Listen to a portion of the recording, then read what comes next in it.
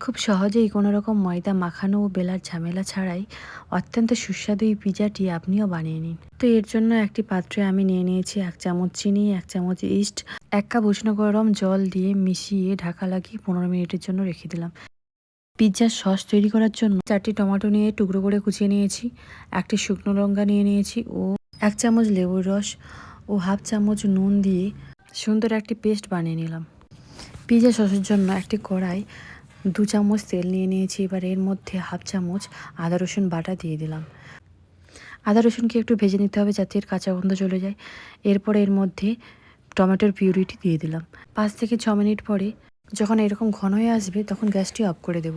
এবার রেস্টে রাখা ইস্ট ও জলের মিশ্রণে দিয়ে দেব 1.5 কাপ ময়দা ও হাফ চামচ নুন দিয়ে দিলাম। 2 চামচ তেল দিয়ে দেব। এবার সমস্ত কিছু সুন্দর করে এইভাবে মিশিয়ে নেব। এবার আমি এর মধ্যে আরও কিছুটা পরিমাণ জল দিয়ে দিলাম। এইরকম লিকুইড ফর্মে ময়দার ঘোলটি বানিয়ে নিলাম। এবার একটি কড়াই তেল লাগিয়ে নিলাম এবং এর উপরে ছড়িয়ে দিলাম ময়দা। এইভাবে কিছুটা পরিমাণ ময়দা ছড়িয়ে তার ওপর ময়দার ঘোলটি আস্তে আস্তে ঢেলে দেব এইভাবে। এবার ঢাকনা লাগিয়ে 30 মিনিটের জন্য রেস্টে রেখে দেব।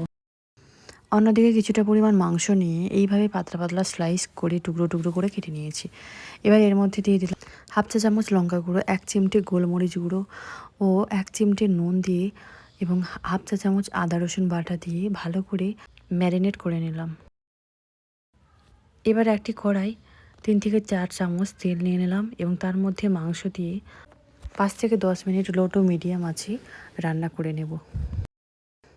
একটি গোটা ক্যাপসিকামকে কুচিয়ে নিয়েছি এইভাবে। এবার এই রকম সাইজে একটি গোটা পেঁয়াজকে কুচিয়ে দিয়ে দিলাম। এবার সমস্ত কিছু 1 থেকে 2 মিনিট ভেজে গ্যাস অফ করে কড়াটি গ্যাস থেকে নামিয়ে নেব। এবার এর ওপরে কিছুটা পরিমাণ অরিগানো ছড়িয়ে দিলাম। 30 মিনিট পরে আমরা ঢাকনা খুলে পিৎজাকে ভালো করে সাজিয়ে নেব। এর ওপরে দিয়ে দিলাম তৈরি করে রাখা পিৎজা টমেটো সস। এইভাবে সসটিকে সুন্দর করে চারিদিকে ছড়িয়ে ছড়িয়ে দিয়ে দিলাম। এবার এর মধ্যে পেঁয়াজ, ক্যাপসিকাম ও মাংসটি এইভাবে দিয়ে দেব। এইভাবে আস্তে আস্তে সুন্দর করে ছড়িয়ে দেব। এবার এর মধ্যে দিয়ে দেবো চিজ। আপনি এখানে আপনার পছন্দ মতো চিজ ব্যবহার করতে পারেন। আমার কাছে স্লাইস চিজ ছিল, তাই আমি এখানে এই স্লাইস চিজই ব্যবহার করেছি। আপনি আপনার পছন্দ মতো ব্যবহার করতে পারেন।